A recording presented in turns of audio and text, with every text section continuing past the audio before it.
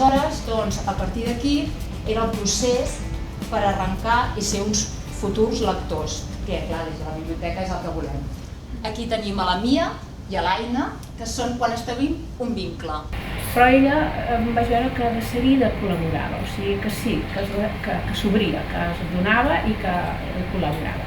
I llavors entra la imaginació, i aquella imaginació és poderosa i l'Aina la comença a fer servir molt.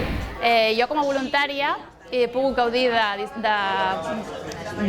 passar aquesta passió per la lectura i gràcies al suport material que també ens ha facilitat la Fundació Bofill, doncs podíem fer cada dia diferents tipus de lectures, en la qual ell cada cop poder anar agafant més ganes de llegir i de poder descobrir la diferent varietat de lectures que pot fer.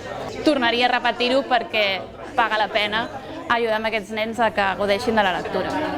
Quan va arribar als camps de Yanyan, no hi havia estat mai allà. Sempre n'havia sentit a parlar com un lloc horripilant.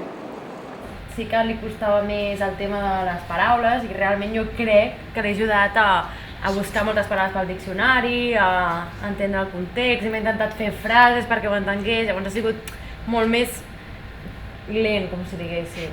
Però jo estic molt orgullosa d'ella perquè crec que hem avançat moltíssim. Bé, jo el que he vist és que venien contents, vull dir que quan els tocava ja s'ho recordava, no? Perquè sabia que era una altra persona que els esperava. Avui teniu biblioteca, sí, i venien contents, vull dir que això és la millor senyal que...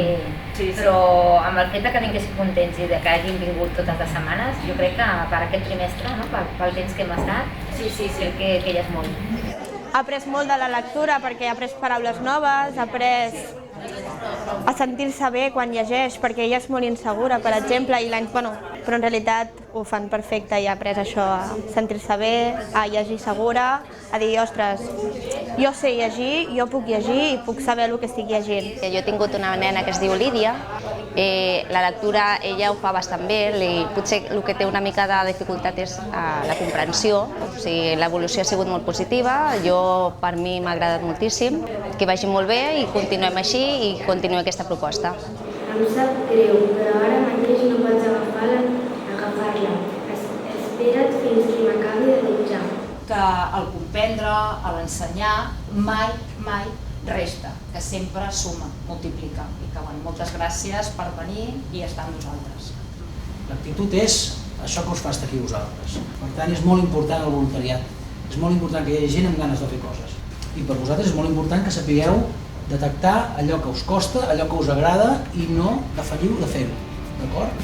Quedeu-vos amb això. Com més complex sigui el repte, més ganes heu de tenir de tirar-lo endavant.